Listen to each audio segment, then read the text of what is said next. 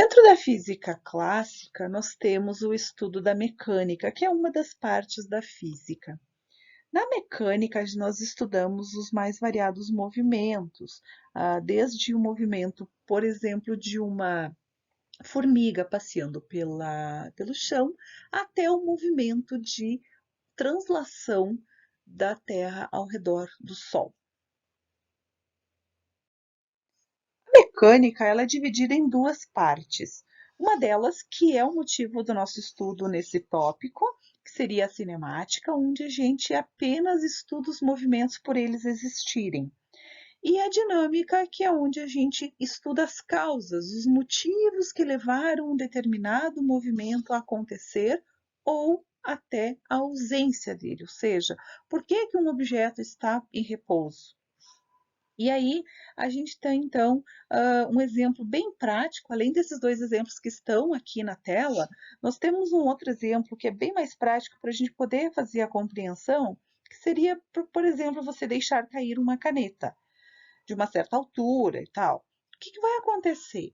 Na cinemática, você vai estudar de que altura caiu, quanto tempo levou para chegar ao chão, qual foi a velocidade, qual foi a aceleração dessa caneta.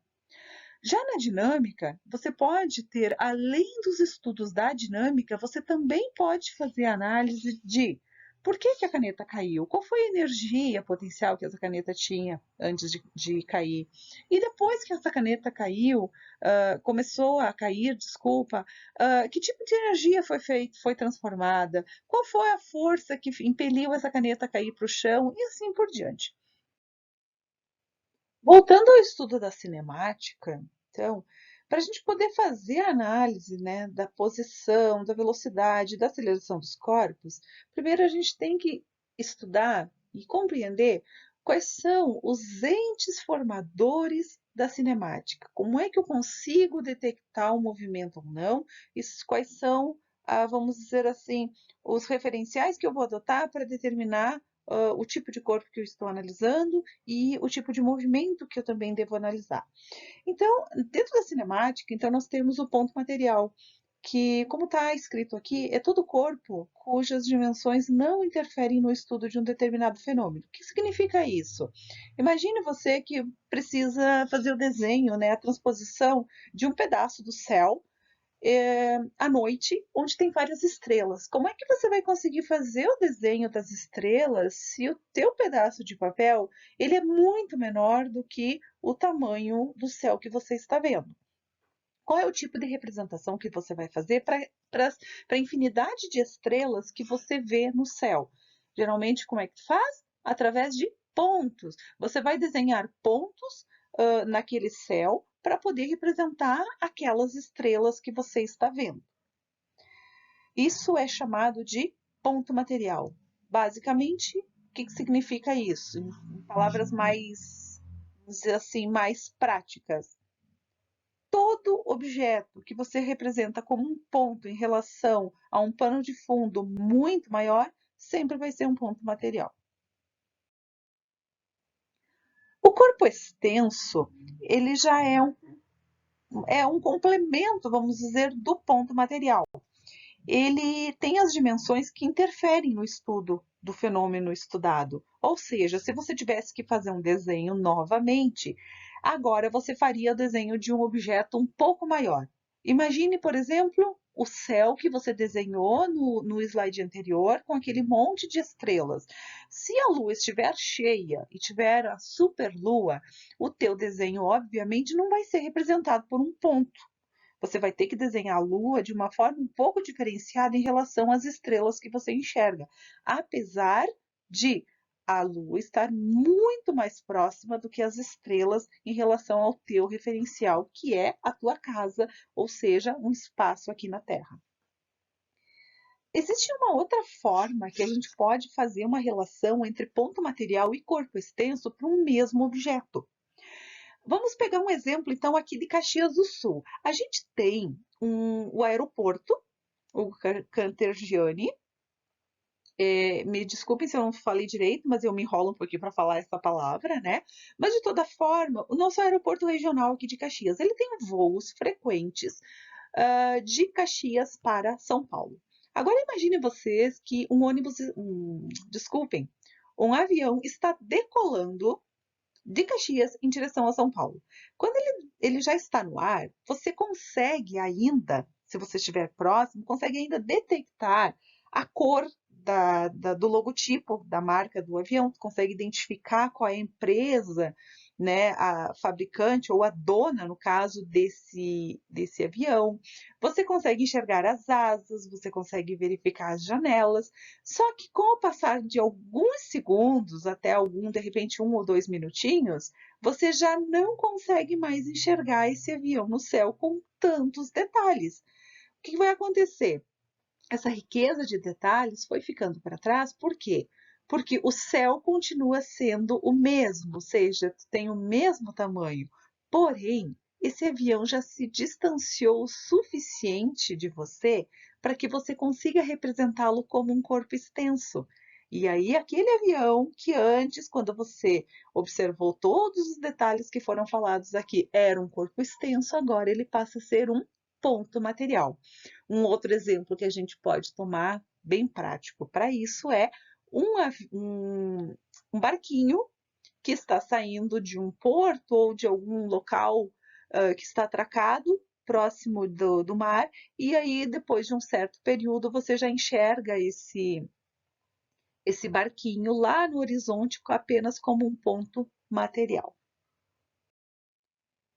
O exemplo que foi dado anteriormente sobre os corpos extensos e pontos materiais para um único objeto, né, o mesmo objeto, eles têm a ver com o referencial adotado, que nesse caso, no caso que foi comentado agora, o referencial era quem? Era sempre você.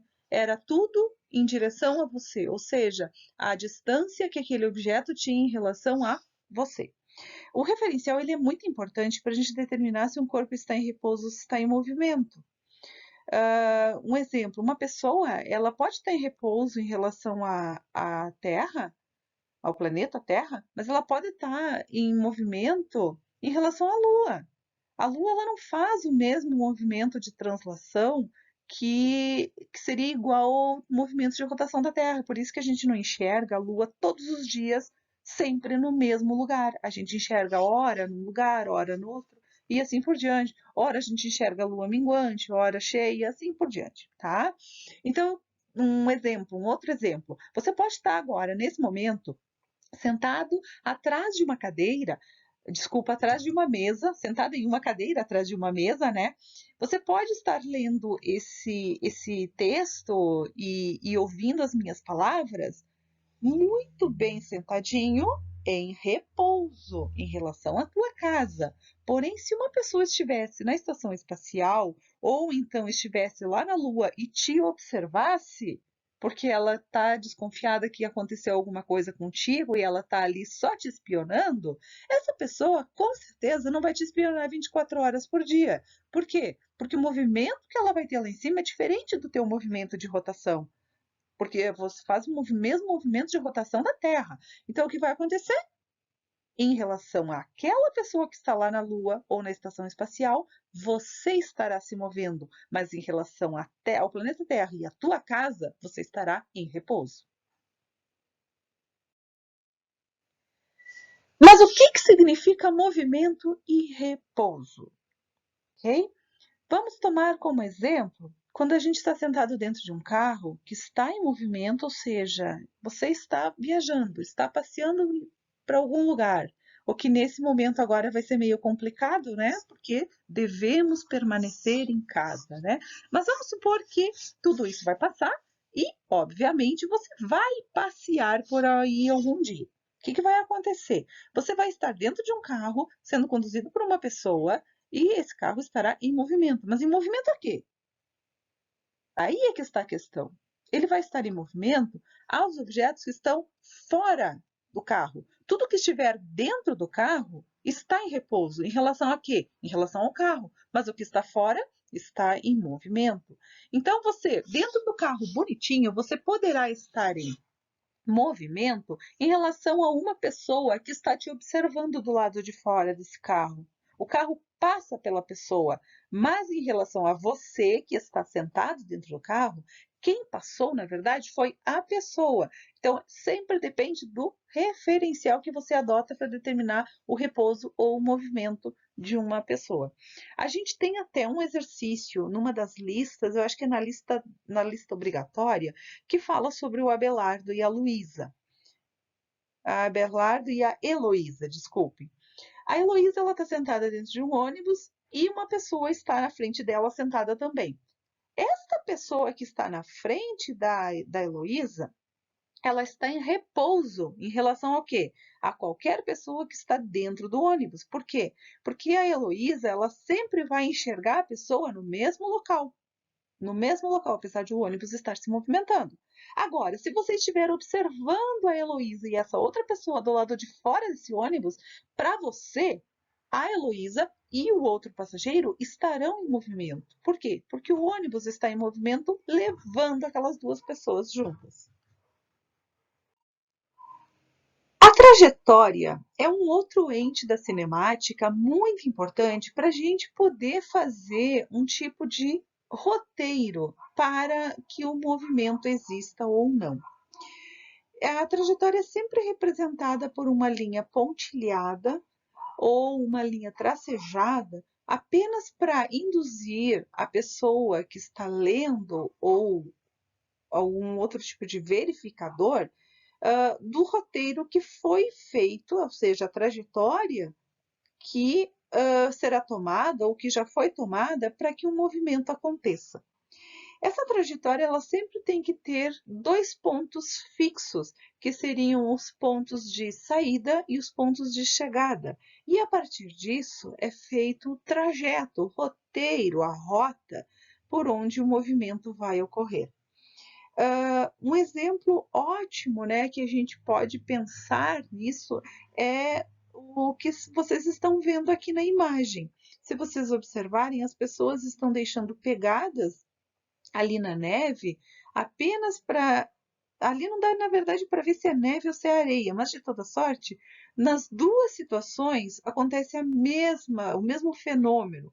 Você passa e deixa pegadas por onde você passou, ou seja, as pegadas que você deixou, elas representam a trajetória que já aconteceu, aquilo que já foi.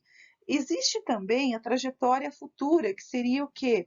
Seria a trajetória que você está planejando para no futuro seguir. E um ótimo exemplo disso, que a gente vive nos dias atuais, né, com as novas tecnologias utilizadas, são os aplicativos de GPS. Pega aí, por exemplo, o Waze ou então o Google Maps, que quando você coloca dois pontos fixos, ou seja, a origem do teu movimento e a tua chegada, o teu ponto final, e ele faz o traçado, o trajeto do melhor movimento que você pode ter. Claro que considerando alguns parâmetros como pedágios, balsas, acidentes, trajeto mais longo, tipos de estradas, né? Então, a gente ainda consegue fazer dentro do aplicativo, utilizando alguns filtros, você consegue ter mais comodidades para o teu movimento, né? Mas, basicamente, é isso, tá? O trajeto, a trajetória, é a rota que o aplicativo ele vai fornecer para você para poder chegar no teu itinerário, né? Naquele teu objeto final. E a trajetória, ela sempre vai depender do referencial adotado. O teu ponto de saída, ele não é tão importante quanto o teu ponto de chegada, porque o teu ponto de chegada é que vai determinar os diferentes roteiros que você poderá tomar, ok? E a gente pode ter ainda duas formas de interpretar a trajetória. Ela pode ser uma trajetória curvilínea ou pode ser uma trajetória reta. Se vocês observarem ali, a trajetória reta, né, também chamado de movimento retilíneo, ele ali está representado pelo avião que está emitindo sinal de rádio para o radar. O radar detecta em linha reta a distância a que está aquele avião em relação à sua chegada, ou seja, em relação a ele mesmo. Já no movimento curvilíneo, a gente tem como exemplo aqui os vamos dizer assim, as rotas, né, ah, ao redor do Sol, do nosso sistema solar, de todos os nossos planetas. Eles fazem movimentos quase que curvilíneos em roda ao redor do Sol. E esses movimentos curvilíneos, eles são sempre respeitados e por esse motivo são trajetos que a gente pode traçar porque vai acontecer e já aconteceu. A posição escalar, ela nada mais é do que o quê? É em relação a um ponto de referência que você adotou ou que você está adotando no futuro, é saber localizar o seu ponto no espaço naquele determinado intervalo de tempo. A gente tem ali na imagem uma placa que fala que estamos na BR-343, ou seja, a gente consegue localizar onde é aquela BR, né? No caso, qual é o estado ou quais são os estados ligados por essa BR, e sabemos que naquele ponto ali estamos no quilômetro 270 dessa rodovia. Agora, como é que eu consigo determinar, então, posição escalar? Posição seria o quê? Seria o ponto no espaço em que você se encontra em determinados intervalos de tempo. Por exemplo, às 2 horas da tarde, eu estou nesta rodovia em um ponto. Às 3 horas da tarde, se eu seguir na mesma rodovia, eu já estou em outro ponto, ou seja, a minha posição já vai ser outra.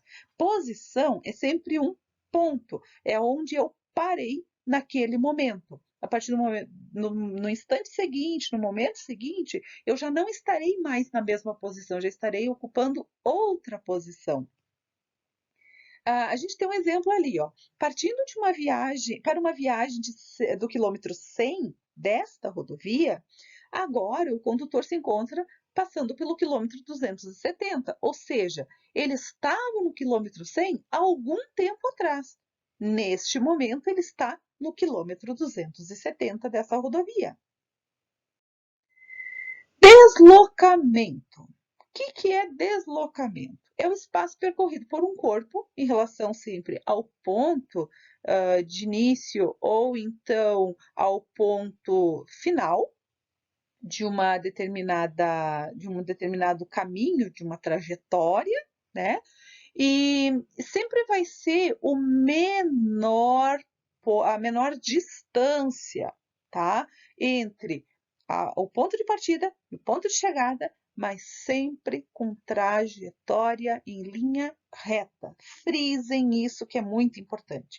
O deslocamento é a menor distância em linha reta entre o ponto de partida e o ponto de chegada.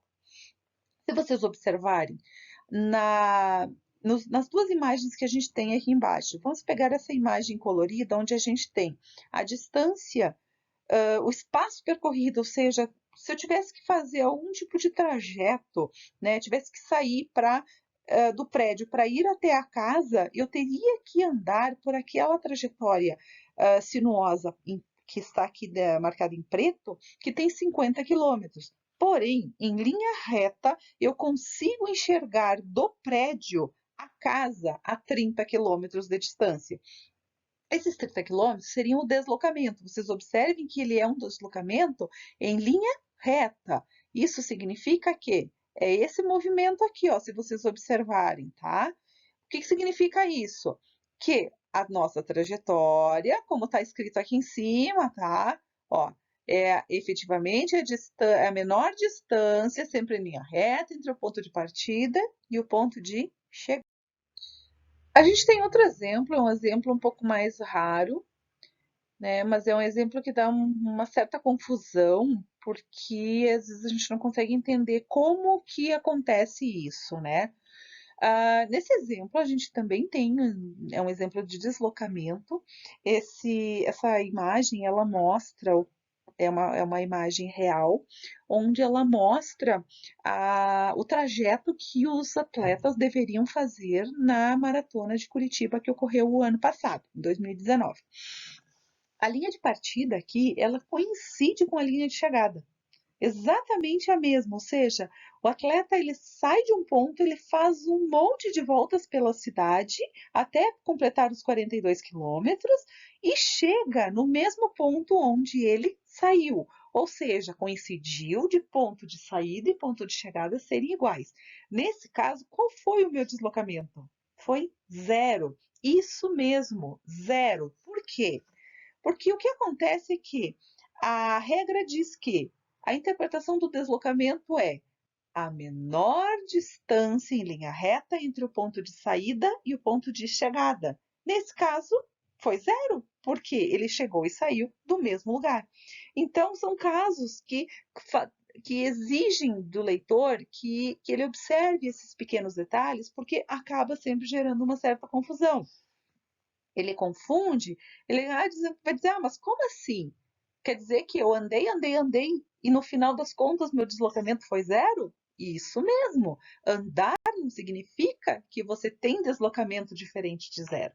Deslocamento e espaço percorrido são coisas bem diferentes. Então, como é que a gente consegue então interpretar agora o espaço percorrido? O espaço percorrido é chamado também de caminho percorrido, distância percorrida, mas é de fato o que foi percorrido pelo corpo. Ou seja, vamos voltar lá àquele exemplo do prédio, onde uma pessoa vai ter que sair do prédio e vai para casa. O deslocamento seria representado aqui por essa linha reta em vermelho, né? Mas o nosso espaço percorrido aqui, que seria o que de fato a gente andou mesmo, agora ele está representado por o quê? Por esta linha em preto aqui, ou seja, os 50 quilômetros que foram andados de fato. Se eu tivesse que fazer um movimento de carro ou a pé, eu teria que andar 50 quilômetros. Visualmente, eu enxergo a casa a 30 quilômetros. Variação de espaço percorrido. Como a gente viu no slide anterior, espaço percorrido é o que de fato é andado, o que de fato é movido, né? E a diferença entre a posição final e a posição inicial, ela te dá a variação de espaço percorrido. Ou seja, eu andei, saí da posição 20 e parei na posição 50 metros da mesma estrada, do mesmo caminho. O que significa em linha reta? A minha variação de espaço percorrido. Seriam 30 metros. Por quê? Porque como eu saí da posição 20, andei mais 30, parei na posição 50.